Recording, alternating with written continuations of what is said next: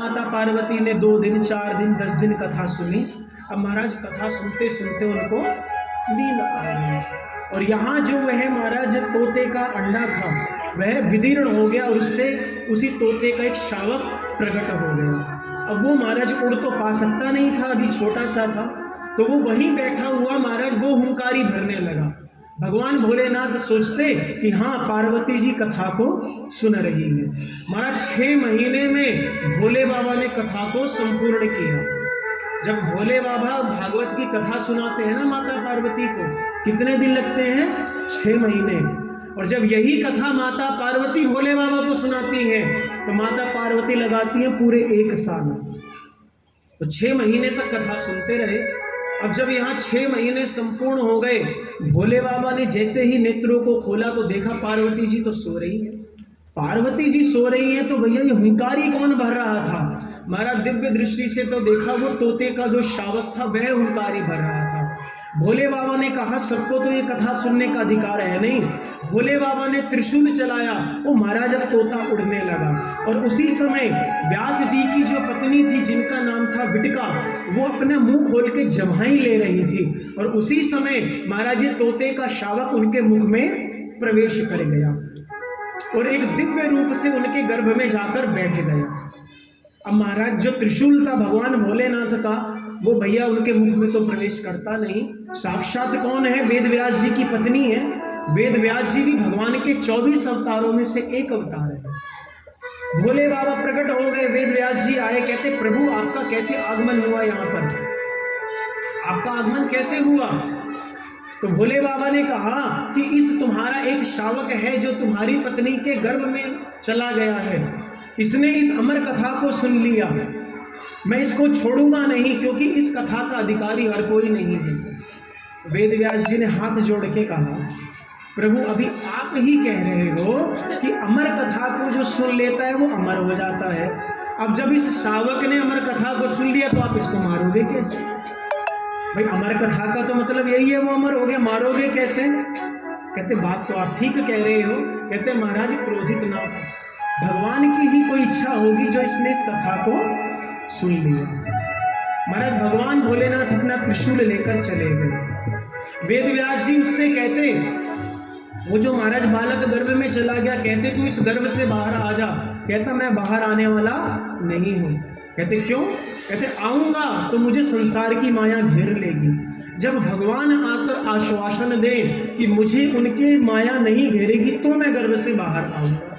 भगवान प्रकट हुए, उन्होंने सुखदेव जी से कहा तुम चिंता मत करो, तुम गर्भ से बाहर आओ, तुम्हें मेरी माया किसी भी प्रकार से नहीं घेरेगी। सुखदेव जी का प्रागट्य हुआ और जैसे ही प्रागट्य हुआ ना महाराज घर में रुके नहीं, तुरंत वन की ओर चले गए। वेद व्यास जी सोचने लगे एक तो पुत्र हुआ था जिसको मैं कथा सुनाता, अब किसको कथा सुना? अपने सब शिष्यों को 1-1 2-2 श्लोक पढ़ाकर भेज दिया, सबको 1-1 2-2 श्लोक पढ़ाकर भेज दिए। और सुखदेव जी बैठकर ध्यान लगा रहे थे और सुखदेव जी ने उसी समय एक श्लोक सुना।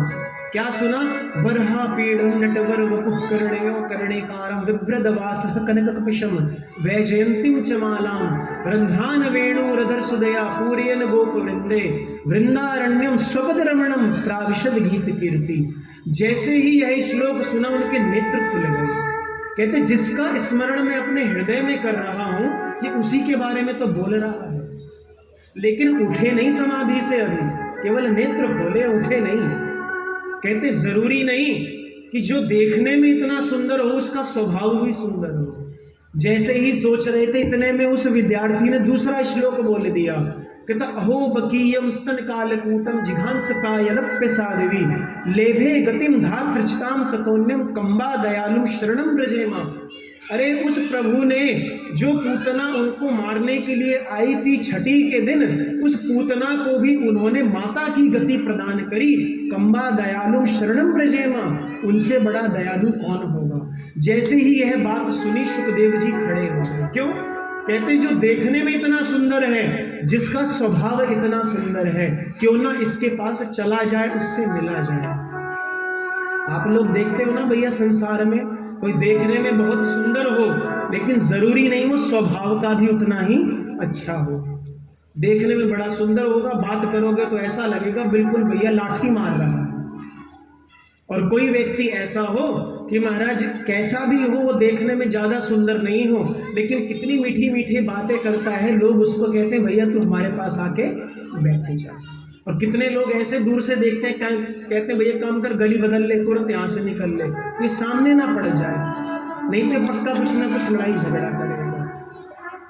तो जैसे ही सुखदेव जी ने सुना कि देखने में इतने सुंदर, स्वभाव इतना सुंदर, अब इनके बारे में मैं जाकर और पढ़ूंगा। पहुंच गए वेद व्यास जी के पास, कहने लगे पिताजी और सुनाओ, केवल 2 श्लोक ही सुने हैं। कहते बेटा मैंने तेरे लिए तो रचना करी, अब तू ही चला गया, अब सुन बैठ के। महाराज पूरी श्रीमद् भागवत की कथा वेद व्यास जी ने पहली बार अपने सुपुत्र श्री सुखदेव जी महाराज को श्रवण कराई। कथा सुनाने वाला आ गया, लेकिन पहली कथा सुनी किसने? राजा परीक्षित ने। अब राजा परीक्षित जी की जो कथा है ये भी महाराज बड़ी आनंद देने वाली है, तो सभी लोग उस कथा को भी बड़े ध्यान से सुनिएगा, बड़े ध्यान से। सुखदेव जी के प्रागट्य की कथा सबने सुन ली, अब किसकी कथा सुनेंगे? राजा परीक्षित जी के प्रागट्य की।